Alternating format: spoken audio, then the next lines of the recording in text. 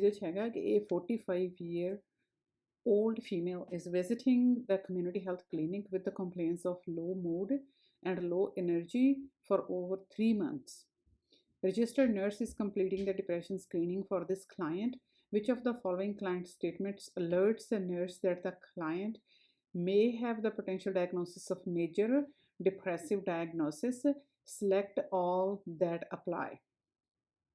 ਸੋ ਅਸੀਂ ਕਦੇ ਵੀ ਜਦੋਂ ਇਦਾਂ ਦੇ ਕੁਐਸਚਨ ਕਰਨੇ ਹੁੰਦੇ ਆ, ਇਹਦੀਆਂ ਆਪਸ਼ਨਸ ਇਹਨੂੰ ਐਕਸਪਲੋਰ ਕਰਨ ਤੋਂ ਪਹਿਲਾਂ ਅਸੀਂ ਟਰਾਈ ਕਰਦੇ ਹਾਂ ਵੀ ਸਾਨੂੰ ਪਹਿਲਾਂ ਸਟੇਟਮੈਂਟ ਦੀ ਕੰਪਲੀਟ ਸੈਂਸ ਬਣੇ ਵੀ ਇਹਦੇ 'ਚ ਦੱਸਿਆ ਕੀ ਹੋਇਆ ਤੇ ਅਸੀਂ ਫਾਈਂਡ ਆਊਟ ਕੀ ਕਰਨਾ। ਉਸ ਤੋਂ ਬਾਅਦ ਅਸੀਂ ਜਿਹੜੀਆਂ ਹੈਗੀਆਂ ਆਪਸ਼ਨਸ ਨੂੰ ਐਕਸਪਲੋਰ ਕਰਨਾ ਹੁੰਦਾ।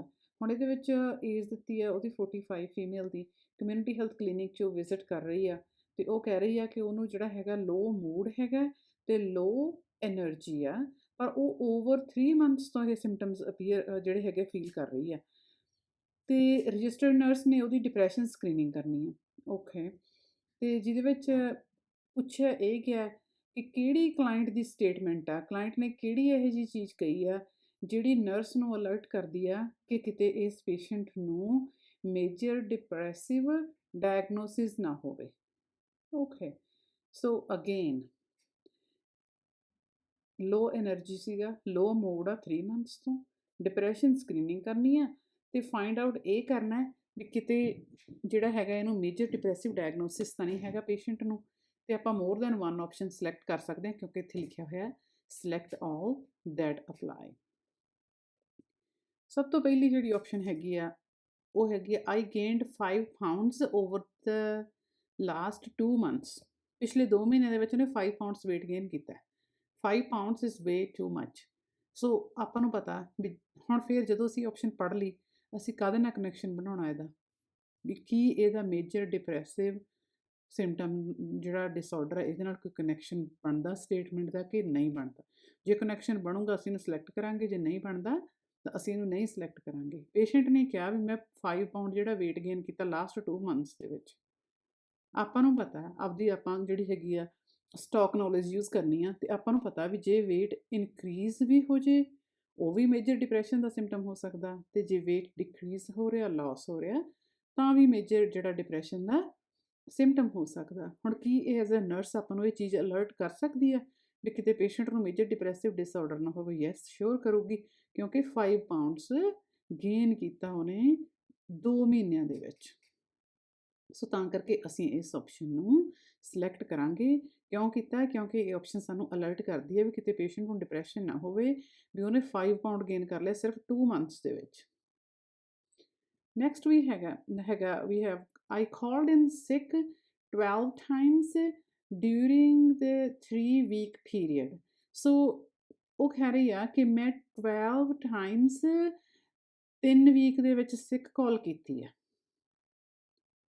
ਓਕੇ, ਸੋ ਆਪਾਂ ਨੂੰ ਪਤਾ ਵੀ ਜਦੋਂ ਕਿਸੇ ਨੂੰ ਡਿਪਰੈਸ਼ਨ ਹੁੰਦਾ ਜਾਂ ਮੇਜਰ ਡਿਪਰੈਸਿਵ ਡਿਸਆਰਡਰ ਹੁੰਦਾ ਜਿਹੜੀ ਉਹਨਾਂ ਦੀ ਜੌਬ ਪਰਫਾਰਮੈਂਸ ਹੁੰਦੀ ਆ ਉਹ ਆਲਵੇਜ਼ ਪੂਰ ਹੁੰਦੀ ਆ। ਹੁਣ ਦੇਖੋ 3 ਵੀਕਸ ਕੰਮ 'ਤੇ ਜਾਣਾ ਸੀ ਉਹਨੇ ਤੇ ਜਿਹਦੇ ਵਿੱਚੋਂ 12 ਟਾਈਮਸ ਉਹਨੇ ਆਲਰੇਡੀ ਸਿਕ ਟਾਈਮ ਜਿਹੜੀ ਹੈਗੀ ਸਿਕ ਟਾਈਮ ਕਾਲ ਕੀਤੀ ਆ, ਇਹ ਵੀ ਟੂ ਮੱਚ ਆ। ਪੂਅਰ ਜੌਬ ਪਰਫਾਰਮੈਂਸ ਆ ਤੇ ਸਾਨੂੰ ਪਤਾ ਵੀ ਜਿਹੜੀ ਪੂਅਰ ਜੌਬ ਪਰਫਾਰਮੈਂਸ ਆ ਫਿਰ ਅਸੀਂ ਉੱਥੇ ਕੁਐਸਚਨ 'ਚ ਹੀ ਬੈਕ ਜਾਣਾ ਹੁੰਦਾ ਸਟੇਟਮੈਂਟ 'ਚ ਕਿ ਅਸੀਂ ਫਾਈਂਡ ਆਊਟ ਕੀ ਕਰ ਰਹੇ ਹਾਂ। ਅਸੀਂ ਫਾਈਂਡ ਆਊਟ ਇਹ ਕਰ ਰਹੇ ਹਾਂ ਵੀ ਜਿਹੜਾ ਮੇਜਰ ਡਿਪਰੈਸਿਵ ਡਿਸਆਰਡਰ ਆ ਉਹਦੀ ਤਾਂ ਨਹੀਂ ਕਿਤੇ ਕਲਾਇੰਟ ਦੀ ਕੋਈ ਸਟੇਟਮੈਂਟ ਇੰਡੀਕੇਸ਼ਨ ਕਰਦੀ। ਕਿਉਂਕਿ ਅਦਰਵਾਈਜ਼ ਕਈ ਵਾਰੀ ਕੀ ਹੁੰਦਾ ਵੀ ਜਦੋਂ ਅਸੀਂ ਆਪਸ਼ਨਸ ਰੀਡ ਕਰਦੇ ਹਾਂ ਅਸੀਂ ਕੁਐਸਚਨ ਤੋਂ ਡਿਸਟਰੈਕਟ ਹੋ ਜਾਂਦੇ ਵੀ ਉਹਦੇ ਵਿੱਚ ਪੁੱਛਿਆ ਕੀ ਆ। ਸੋ ਹਮੇਸ਼ਾ ਆਲਵੇਜ਼ ਬੈਕ ਜਾਣਾ ਹੁੰਦਾ ਅਸੀਂ ਫਿਰ 12 ਟਾਈਮਸ 3 ਵੀਕ ਪੀਰੀਅਡ ਆ। ਯੈਸ, ਇਟ ਇੰਡੀਕੇਟਸ ਕਿ ਉਹਨੂੰ ਕੋਈ ਮੇਜਰ ਡਿਪਰੈਸਿਵ ਡਿਸਆਰਡਰ ਹੋ ਸਕਦਾ। ਅਸੀਂ ਇਹਨੂੰ ਵੀ ਸਿਲੈਕਟ ਕਰਾਂਗੇ। ਫਿਰ ਉਹ ਕਲਾਇੰਟ ਕਹਿੰਦੀ ਆ I sleep most of the time during the day despite having a good sleep at night. ਉਹ ਕਹਿੰਦੀ ਹੈ ਮੈਂ ਦਿਨੇ ਜਿਹੜਾ ਹੈਗਾ ਮੋਸਟਲੀ ਸੌਂਦੀ ਹਾਂ ਈਵਨ ਦੋ ਕਿ ਰਾਤ ਨੂੰ ਵੀ ਮੈਨੂੰ ਗੁੱਡ ਨੀਂਦ ਆਉਂਦੀ ਹੈ। ਸੋ ਇੱਥੋਂ ਅਸੀਂ ਕੀ ਪਤਾ ਲੱਗਦਾ ਸਾਨੂੰ? ਅਸੀਂ ਫਿਰ ਉੱਥੇ ਕੁਐਸਚਨ 'ਚ ਪੈ ਕੇ ਜਾਣਾ ਸਟੇਟਮੈਂਟ 'ਚ ਕਿ ਅਸੀਂ ਫਾਈਂਡ ਆਊਟ ਕੀ ਕਰ ਰਹੇ ਹਾਂ। ਫਾਈਂਡ ਆਊਟ ਇਹ ਕਰ ਰਹੇ ਹਾਂ ਵੀ ਕਲਾਇੰਟ ਦੀ ਸਟੇਟਮੈਂਟ ਕਿਤੇ ਇਹ ਤਾਂ ਨਹੀਂ ਅਲਰਟ ਕਰਦੀ ਵੀ ਪੇਸ਼ੈਂਟ ਨੂੰ ਡਿਪਰੈਸ਼ਨ। ਹੁਣ ਕੀ ਇਸ ਗੱਲ ਤੋਂ ਸਾਨੂੰ ਲੱਗਦਾ ਵੀ ਪੇਸ਼ੈਂਟ ਡਿਪਰੈਸਡ ਹੋ ਸਕਦਾ ਜੇ ਉਹ ਕਹਿੰਦੀ ਹੈ ਮੈਨੂੰ ਰਾਤ ਨੂੰ ਵੀ ਗੁੱਡ ਨੀਂਦ ਆਉਂਦੀ ਹੈ ਤੇ ਫਿਰ ਮੈਂ ਦਿਨੇ ਵੀ ਸੌਂਦੀ ਹਾਂ? ਜਾਂ ਇਹ ਕਰਦੀ ਹੈ ਕਿਉਂਕਿ ਡਿਪਰੈਸ਼ਨ ਦੇ ਵਿੱਚ 2 ਚੀਜ਼ਾਂ ਹੋ ਸਕਦੀਆਂ ਹੁੰਦੀਆਂ ਜਿਹੜੀਆਂ ਸਲੀਪ ਨਾਲ ਰਿਲੇਟਡ ਹੁੰਦੀਆਂ। ਇੱਕ ਹੁੰਦੀ ਹੈ ਇਨਸੋਮਨੀਆ ਜਿਹਦੇ ਵਿੱਚ ਆਪਾਂ ਕਹਿੰਦੇ ਆ ਵੀ ਨੀਂਦ ਆਉਂਦੀ ਨਹੀਂ, ਤੇ ਇੱਕ ਹੁੰਦੀ ਆ ਹਾਈਪਰਜ਼ੋਮਨੀਆ ਜਿਹਦੇ ਵਿੱਚ ਟੂ ਮੱਚ ਸਲੀਪ ਹੁੰਦੀ ਆ, ਮਤਲਬ ਦਿਨ ਰਾਤ ਪੇਸ਼ੈਂਟ ਸੌਂਦਾ ਰਹਿੰਦਾ। ਸੋ ਹੁਣ ਇਹਦੇ ਵਿੱਚ ਪੇਸ਼ੈਂਟ ਨੂੰ ਕੀ ਹੋਇਆ, ਉਹ ਕਹਿੰਦੀ ਮੈਂ most of the time during the day time sleep ਕਰਦੀ ਹਾਂ ਤੇ ਫਿਰ ਰਾਤ ਨੂੰ ਵੀ ਸਲੀਪ ਕਰਦੀ ਹਾਂ। ਸੋ ਉਹਨੂੰ ਹਾਈਪਰਜ਼ੋਮਨੀਆ ਹੋਇਆ ਟੂ ਮੱਚ ਸਲੀਪ ਆ। ਤੇ ਫਿਰ ਇਹ ਡਿਪਰੈਸ਼ਨ ਦੀ ਇੰਡੀਕੇਸ਼ਨ ਹੈਗੀ ਹੈ? ਯੈਸ ਹੈਗੀ ਹੈ। ਫਿਰ ਅਸੀਂ ਇਹਨੂੰ ਫਿਰ ਇਹਦੇ ਨਾਲ ਰਿਲੇਟ ਕਰਕੇ ਦੇਖਾਂਗੇ ਤੇ ਇਹਨੂੰ ਸਿਲੈਕਟ ਕਰਾਂਗੇ। ਫਿਰ ਪੇਸ਼ੈਂਟ ਕਹਿੰਦੀ ਹੈ I stopped attending music classes last month ਵਿਚ I was attending for the past 3 years। Okay, ਹੁਣ ਜਦੋਂ ਇਹ ਸਟੇਟਮੈਂਟ ਅਸੀਂ ਪੜ੍ਹਨੀ ਹੈ, ਪੜ੍ਹ ਲਈ, ਫਿਰ ਦੁਬਾਰਾ ਅਸੀਂ ਬੈਕ ਉੱਥੇ ਕੁਐਸਚਨ 'ਚ ਜਾਣਾ ਵੀ ਕੁਛ ਅਸੀਂ ਫਾਈਂਡ ਆਊਟ ਕੀ ਕਰ ਰਹੇ ਸੀਗੇ, ਕਿਉਂਕਿ ਜਦੋਂ ਜ਼ਿਆਦਾ ਆਪਸ਼ਨਸ ਹੁੰਦੀਆਂ ਫਿਰ ਈਜ਼ੀਲੀ ਡਿਸਟਰੈਕਟਡ ਜਿਹੜੀ ਹੈਗੀ ਆ ਉਹ ਡਿਸਟਰੈਕਸ਼ਨ ਹੋ ਜਾਂਦੀ ਹੈ। ਸੋ ਹੁਣ ਉਹ ਕਿਹਾ ਗਿਆ, ਉਹ ਕਹਿੰਦੀ ਵੀ ਮੈਂ ਮਿਊਜ਼ਿਕ ਕਲਾਸਿਸ ਲਾਸਟ ਮੰਥ ਬੰਦ ਕਰਤੀਆਂ ਕਿਉਂਕਿ ਜਿਹੜੀਆਂ ਕਿ ਮੈਂ ਪਿਛਲੇ 3 ਸਾਲ ਤੋਂ ਅਟੈਂਡ ਕਰ ਰਹੀ ਸੀਗੀ। ਕੀ ਹੁਣ ਆਪਾਂ ਨੂੰ ਲੱਗਦਾ ਵਾ ਵੀ ਉਹਦੇ ਡਿਪਰੈਸਿਵ ਡਿਸਆਰਡਰ ਨਾਲ ਕੋਈ ਰਿਲੇਸ਼ਨ ਹੋ ਸਕਦਾ ਕਲਾਇੰਟ ਦੀ ਇਸ ਸਟੇਟਮੈਂਟ ਦਾ? ਵੀ ਉਹ ਕਹਿੰਦੀ ਵੀ ਮੈਂ ਹੁਣ ਜਿਹੜੀਆਂ 3 ਸਾਲਾਂ ਤੋਂ ਅਟੈਂਡ ਕਰ ਰਹੀ ਸੀ ਮੈਂ ਆਲ ਆਫ ਅ ਸਡਨ ਬੰਦ ਕਰਤੀਆਂ ਹੁਣ, ਜਾਂ ਕਿਉਂਕਿ ਆਪਾਂ ਡਿਸਟਰੈਕਸ਼ਨਸ ਨੂੰ ਰਿਲੀਵ ਕਰਨਾ ਤੇ ਕੁਐਸਚਨ ਦੀ ਸਟੇਟਮੈਂਟ ਤੇ ਫੋਕਸ ਕਰਨਾ। ਜਾਂ ਇਹ ਵੀ ਹੋ ਸਕਦੀ ਆ ਡਿਪਰੈਸ਼ਨ ਦੀ ਇੰਡੀਕੇਸ਼ਨ। ਕਿਉਂਕਿ ਇਹਨੂੰ ਆਪਾਂ ਕਹਿੰਦੇ ਹੁੰਦੇ ਜਿਵੇਂ ਐਨਹੀਡੋਨੀਆ ਹੁੰਦਾ, ਇਹ ਐਨਹੀਡੋਨੀਆ ਦਾ ਮਤਲਬ ਹੁੰਦਾ ਇਹ ਡਿਪਰੈਸ਼ਨ ਦਾ ਸਿੰਪਟਮ ਹੁੰਦਾ ਜਿਹਦੇ ਵਿੱਚ lack of enjoyment in the previously enjoyed activities. So ਹੁਣ ਇਹਦੇ 'ਚ ਕੀ ਹੋਇਆ, ਲੈਕ ਆਫ ਇੰਜੋਇਮੈਂਟ ਹੋ ਗਿਆ ਉਹਨੂੰ all of a sudden, while ਕਿਉਂਕਿ ਉਹ 3 ਸਾਲਾਂ ਤੋਂ ਅਟੈਂਡ ਕਰ ਰਹੀ ਸੀਗੀ ਤੇ ਇਹਦਾ ਮਤਲਬ ਉਹਨੂੰ ਇੰਟਰਸਟ ਸੀਗਾ ਇਸ ਐਕਟੀਵਿਟੀ 'ਚ ਤੇ ਆਲ ਆਫ ਅ ਸਡਨ ਹੁਣ ਕੋਈ ਇੰਟਰਸਟ ਨਹੀਂ ਹੋਊਗਾ। ਇਹਨੂੰ ਐਨਹੀਡੋਨੀਆ ਹੋ ਗਿਆ ਜਿਹੜਾ ਕਿ ਡਿਪਰੈਸ਼ਨ ਦਾ ਸਿੰਪਟਮ ਹੁੰਦਾ। ਸੋ ਫਿਰ ਅਸੀਂ ਕਾਹਦੇ ਨਾਲ ਕਨੈਕਸ਼ਨ ਕਰ ਰਹੇ ਸੀ ਇਹਦਾ? ਮੇਜਰ ਡਿਪਰੈਸਿਵ ਡਿਸਆਰਡਰ ਨਾਲ। ਸੋ ਡੈਫੀਨੇਟਲੀ ਅਸੀਂ ਇਹਨੂੰ ਸਿਲੈਕਟ ਕਰਾਂਗੇ।